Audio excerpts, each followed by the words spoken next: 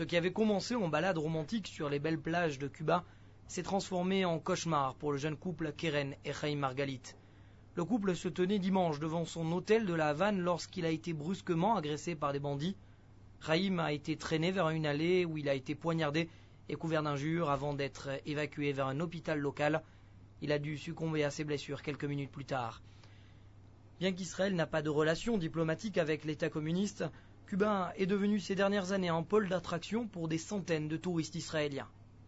עד עכשיו, ההרגשה שלי בקובה, אני פה כבר בערך שבועיים, זה של מדינה מאוד מאוד בטוחה, ללא חשש להסתובב בשום מקום. עכשיו, אני הולכת מול ישראלי, אז אני קצת, בוא נאמר שאני לא אסתובב כמו שהסתובבתי קודם.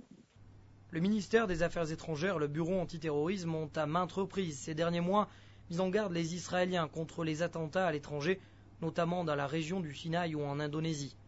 Mais rien n'est mis en place pour éviter des pays où les délits, enlèvements et autres meurtres sont monnaie courante.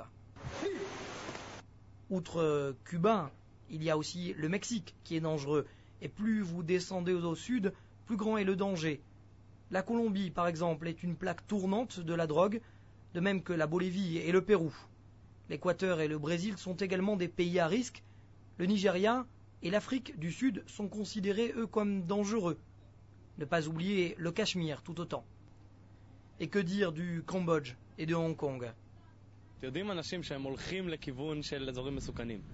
לא יודעים ספציפית קולומביה, קובה, ברזיל, מה קורה באיזה אזור ולמה. אבל יודעים שהולכים לאזורים מסוכנים. אם היה וקרה וכן נקלעת למצב, זה לא נורא. תן את כל הכסף שיש לך, מה שיש לך. אל תחביא, אל תתנגד. Les Israéliens aiment les défis, mais avant de choisir leur prochaine destination, il ne faut pas oublier que même les pays où il n'y a pas de terrorisme ne sont pas obligatoirement les plus paisibles.